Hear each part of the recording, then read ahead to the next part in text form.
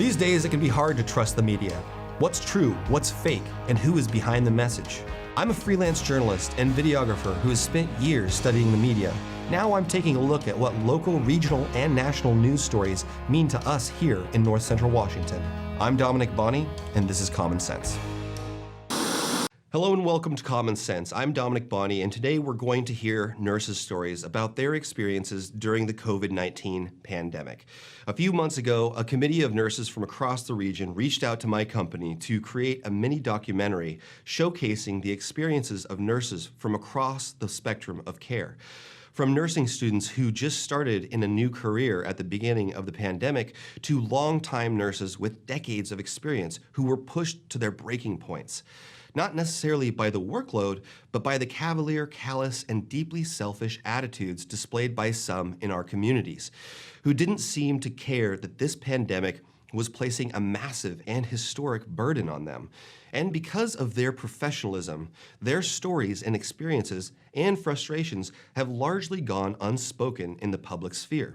Instead, the airwaves have been dominated by news pundits, fearmongers, conspiracy theorists, and other deeply misinformed people who stand to gain financially by lying to a gullible portion of our population. Public health was made political, and we found ourselves not only battling a pandemic, but an infodemic as well, and the result is more than 32 million COVID-19 cases in the US and nearly 600,000 Americans dead.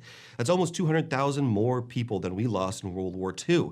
It's almost double the amount of American lives lost in Vietnam. These people weren't strong young men fighting abroad. They were right here on our home soil, and for the most part, they were the most vulnerable among us. And while some folks had to say their goodbyes to loved ones on Zoom calls, it was nurses like Stephanie Santa Cruz who stood just out of frame of the camera, ready to care for them as they gasped their last breaths. Let's hear from Stephanie and these other nurses in their own words. It was a very, very hard year. I was tapped emotionally all the time. I had very little left after I was done with work. Trying to help families through really, really hard times through Zoom meetings is next to impossible.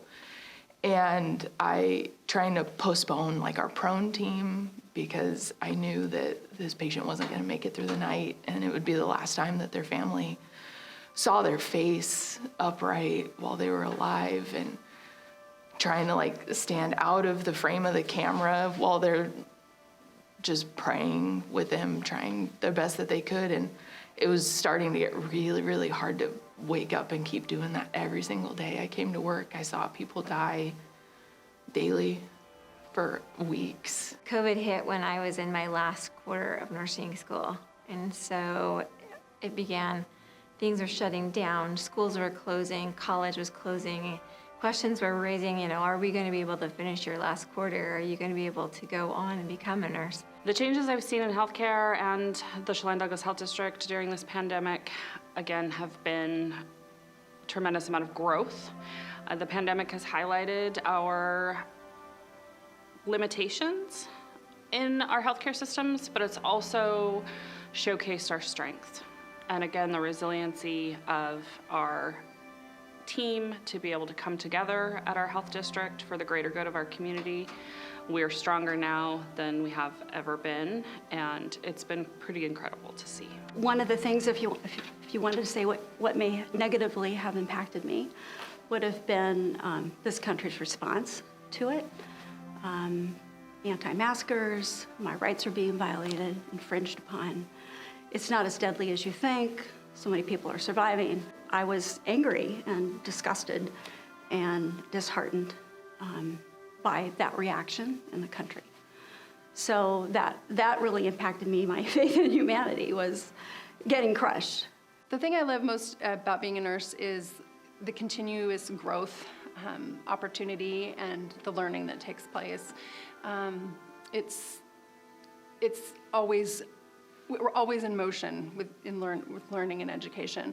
And the other piece of it is just by working with my team members and the patients that I've had the opportunity to care for over the years. COVID-19 has had a huge impact on my nursing career. As a public health nurse, I have done more, grown more professionally and personally in the last year than I had ever expected to in my entire career. It has stretched us and tested us, but through that growth, we've also seen incredible resiliency. We have had to look at everything from a new perspective and in a different lens, infection control being the overarching theme of everything that we do. The risk, can we send this person out to the hospital, or should we try and treat here at the long-term care facility? Can we send them to the doctor's office, or should we try and do a telehealth visit? And all of that is blended through the risk analysis of when are we going to be able to protect them versus when do we need to send them. So that's changed a lot. And then having families be present has changed significantly. Our residents have been lonely. It's been a long, long year.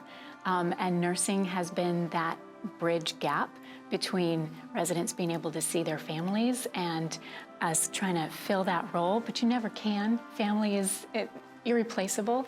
So there's a lot that's changed with nursing. I love that you can impact so many things in so many different venues. In my career, I've worked in long-term care. I've worked at the bedside as a cardiac nurse. I've been a computer nurse. That's the real term for an informatics person. I'm a computer nurse. And then you can stop everything you're doing and take that unique skill set that we have and apply it to something like running a pop-up vaccine clinic. It's never boring, it's always changing, and it's amazing. One of the reasons I chose nursing is because of how active it is as a profession, also because of the variety and the opportunity that comes along with that variety. The other part of that is I am just being who I am. I'm a natural helper, and so it was a good career choice for me to be able to take care of sick and vulnerable people. It was just second nature. On my personal nursing career, COVID-19 has impacted it in the sense of I currently have an office role and occasionally go out into the community. During the 2 different times that home health and hospice had a massive influx of COVID-19 positive patients, I returned to the field and was able to help care for them and help participate in keeping them in their homes. And so the impact on my career has just made it very flexible and very innovative in order to meet the needs of the patients. COVID's made a big impact on her nursing career, especially when it comes to being a nursing student. Changing of environment, not being in a classroom setting, everything being on Zoom, in-person lectures not really being a thing, testing online. But the Wenatchee Valley College has done a good job adapting. I get to show these brand new nurses the amazing connections they can have with the people that they meet, with patients, and also make a bigger impact in their communities, right? Like, you know, look at what's going wrong and help to fix that. And I feel like the pandemic has really given us that opportunity to like sit back and say, okay, we are called to make a difference here. What can we do? Okay, let's go and fit test. Let's do flu vaccines and education, let's give shots, let's do COVID testing. So in a way, it's been a wonderful opportunity for our students.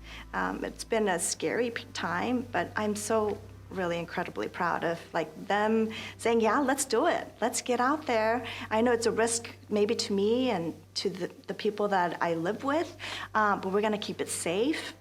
And I wanna do something to help it. I love that, you know, nurses are willing to take on more. They're willing to stand up to whoever they need to in order to make sure that patients get taken care of the way that they deserve, because they are humans and they are in a really, really hard place because they're sick or they're tired or they're alone, and nurses are the only profession out there that'll sit at a bedside and actually like be with you on that level of just a person that has compassion.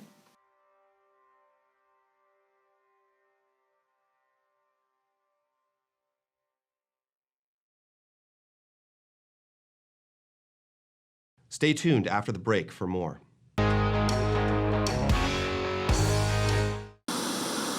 Arctic Refrigeration and Heating has been providing heating and cooling services in our valley since 1984. Arctic offers a variety of refrigeration and heating services, proudly now selling Bryant systems. Heating and air conditioning for your home or business. Commercial refrigeration service for your coolers, freezers, and prep tables. And now, full service on gas fireplaces for your home or business. Whatever it takes, Arctic Refrigeration and Heating, the temperature experts. It's estimated that 1/3 of Americans do not have a financial plan.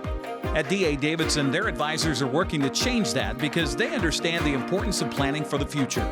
At D.A. Davidson, they believe in partnering together to build a strategy tailored to your needs. They spend the time and have the knowledge to help keep your financial future on track. Let D.A. Davidson Financial Advisors of Wenatchee put the strength of advice to work for you. Your search for quality patio furniture with excellent customer service is over. Blue Lagoon is proud to offer only the finest outdoor furniture and accessories from some of the most renowned manufacturers in the industry. Our showroom showcases a large selection of in-stock furniture, fire pits, umbrellas, cushions, and outdoor accessories. Our in-house outdoor decor specialist is available to help you design and custom order the perfect furniture for your unique space. Hi, I'm Chuck Dronan, Managing Member at Eplodolin Retirement and Assisted Living. It's been a tough year for all of us, but especially for those working and living in senior care facilities. Over the course of these many difficult months, our staff at Eplodolin has been vigilant in adhering to federal and state guidelines to protect and assure the safety of our residents and their caregivers. If you're in need of assisted living for a loved one, give us a call at Eplodolin. We're here for you.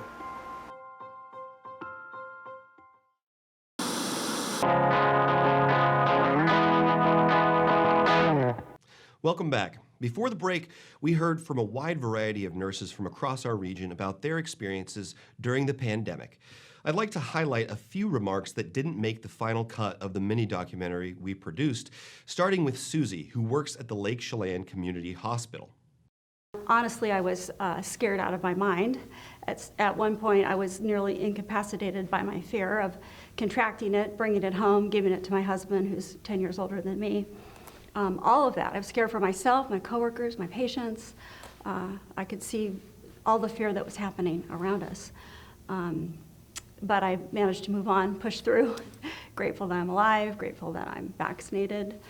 But yes, COVID has changed me forever, I think, dealing with, living through this pandemic.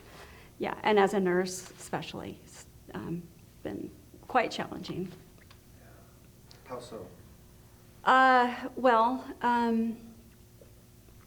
think that one of the things, if you wanted to say what may negatively have impacted me, would have been this country's response to it.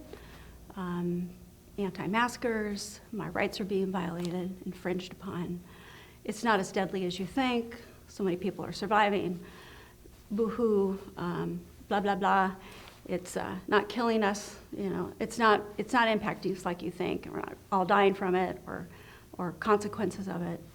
So that, I was angry and disgusted and disheartened by that reaction in the country. So that really impacted me. My faith in humanity was getting crushed. So, but I still love being a nurse. I still love taking care of people, and I did my very best at work to do that, and continue on through all of it. But I could say that negatively impacted me. Yeah, happy to not. Absolutely. What changes have you seen in your healthcare organization and in nursing in general during this pandemic? Well, we, as a small hospital, we stepped right up. We got ready. We were prepared, more prepared than I thought we could be. We're a small hospital. We don't have an ICU. We don't have ventilators. And so we had to be thinking ahead all the time. If somebody presented and was sick enough that we thought that's the road they're going to go down, what's the next step? Where are we going to go? Where are they going to transfer? We had like daily meetings at like 9 a.m. about where we were in our PPE usage and what we're expecting the surge to come, the peak of the surge, and how are we going to deal with it in the facility. We were ready. We had a room. We had negative airflow. We were all laid out to handle a huge influx of patients, which thank goodness did not come. So like I said before, it kind of trickled in and here and there, but was never like we weren't drowning in it. It wasn't unmanageable. And I felt supported by my coworkers. I felt supported by my management staff. We always had our PPE. I always had an N95, full garb available to protect myself, others, patients, all of that. So we rose to the occasion, and we're ready should we see something come again. So. That really impacted me. My faith in humanity was getting crushed. I couldn't have said it better myself, Susie. Watching people spread lies, minimize the harm of COVID-19, and bully others for following common sense mitigation guidelines was hard to stomach. But people revealed their true characters in times of crisis, and those who chose to embrace their inner troglodyte, boorishly lashing out at their neighbors to make things harder for others, are in the minority. Examples of selflessness, charity, solidarity, and coordination in the face of adversity far eclipse the number of instances of impotent rage expelled indiscriminately by anti-maskers who, like pupating cicadas, have transformed into anti-vaxxers, which are uglier and more dangerous versions of the originals. That's why I chose to focus on highlighting stories of people who want to be part of the solution rather than adding to the problem. And one of the most inspiring interviews from that day of recording was the first one with Stephanie Santa Cruz. So let's take a look at a clip that didn't make it into the documentary, but showcases the selflessness nurses like Stephanie have displayed since February 2020. What kind of an impact has COVID-19 had on your nursing career? It was a very, very hard year. I was tapped emotionally all the time. I had very little left after I was done with work to give just to my home life, and I was exhausted emotionally a lot. I have dogs and cats and, chickens and stuff, and I was basically just kind of like a shell for a lot of the year because I was pouring out so much of my energy into my job. And I had a really hard time just keeping up with the constant changes that were happening, the added on responsibilities that we needed. And I think we onboarded in our unit somewhere close to 20 residents from so they were brand new ICU nurses, had never had any ICU experience, and trying to guide them through pandemic nursing and trying to remind them that it wasn't normal, that this is very abnormal. And I was watching nurses that I respected that were really, really good at their job quit, and it made me feel like there was something wrong with me for a really long time, because I was able to kind of put my head down and just keep going, and it started to almost take away from my ability to be a compassionate nurse. I was becoming more and more of a robotic, we do this at this time, we do this at this time, and you can't really spend time doing the rest. And holding on to little bits of what I considered myself to be really good at, a good compassionate palliative nurse, because I work in critical care. So trying to help families through really, really hard times through Zoom meetings is next to impossible. And trying to postpone our prone team, because I knew that this patient wasn't going to make it through the night, and it would be the last time that their family saw their face upright while they were alive, and trying to stand out of the frame of the camera while they're just praying with them, trying their best that they could. And it was starting to get really, really hard to wake up and keep doing that every single day I came to work. I saw people die daily for weeks, every day I went to work. And it's got hard to just know that every time you went to work, it was going to be like that So it was a hard year, and COVID definitely made you hold on to just little itty bitty fibers of good. Yeah. I remember because during most of the pandemic, I was still working night shift, and I spent one night just like looking through all of the CDC pandemic preparedness, all of the checklists, and this was in the first probably week that we really we activated HCSIS, and we really, as an organization, started to take it really seriously. And I was looking at the CDC checklist, and our HCSIS team had done every single thing on that checklist. And I was like, oh, they got it. Like, they pulled out all the stops. They were working, our administration was working 24 hours a day, doing the best that they could to make sure that we were all safe and we had the resources that we needed. And I was proud to work for Confluence Health during that time.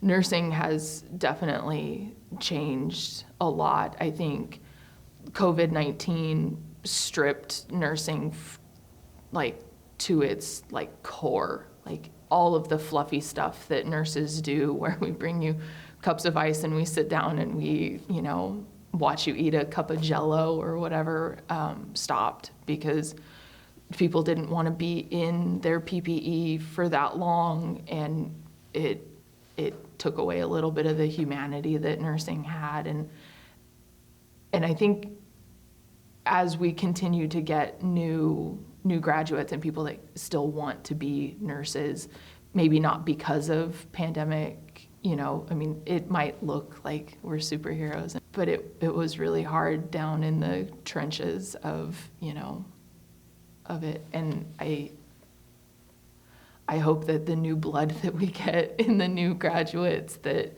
Big Bend and Moses Lake and Wenatchee Valley gives us, and anyone who decides to come to the Valley knows that that we need them. We need the new people to come and remind us that nursing is still a wonderful profession, and that what we do is really important.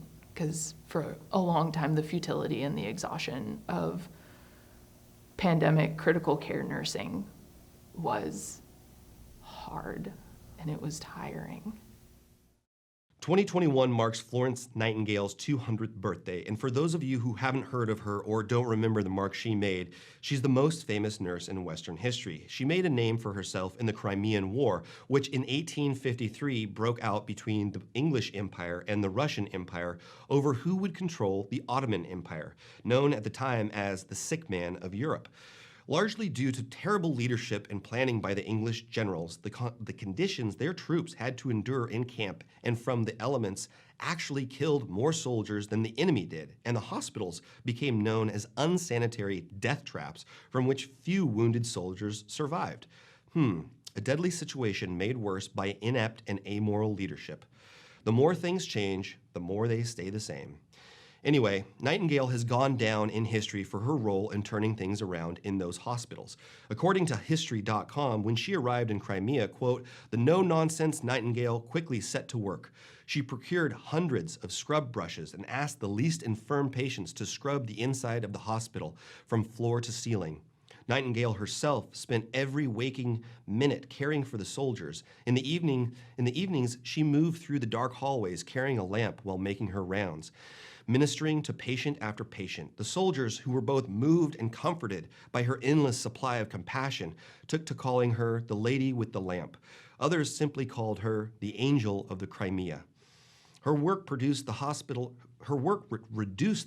death rate by 2/3, end quote. That's a testament to the impact just one great nurse can have. And it's why I decided to title this episode The Nightingales, because each one of the nurses featured in this episode and the countless other nurses across the country who stuck with it and did all they could to save lives and bring comfort to the dying have followed in her footsteps. And I believe that their actions and dedications to their patients would make Florence Nightingale proud.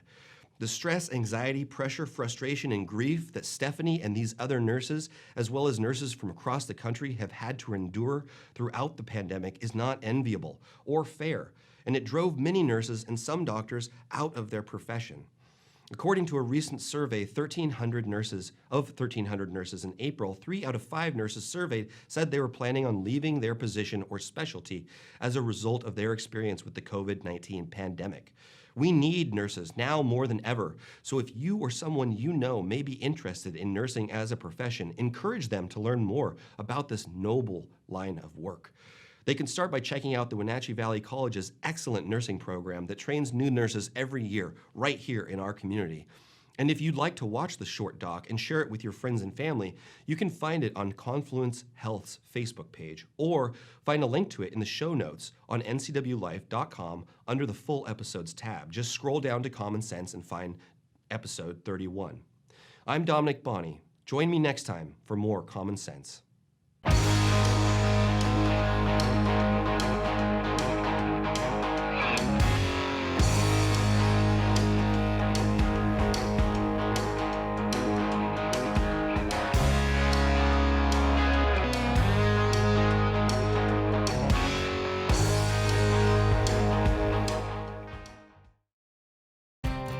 Merry Maids of Wenatchee has been professionally cleaning and sanitizing homes and businesses in North Central Washington since 1998. Merry Maids uses commercial-grade cleaners and viricides. Merry Maids has implemented additional safety and sanitation protocols. They are strictly following CDC guidelines for the safety of their clients and employees. For expert help with cleaning and sanitizing your home or business, call or look up Merry Maids of Wenatchee to schedule your free estimate today. Getting ready for the boating season is easy with the help of Bombfile Boats and Motors. With marine technology changing fast, the service department stays up to date with the newest developments and factory certifications. They have what it takes to make boating fun and hassle-free for the summer.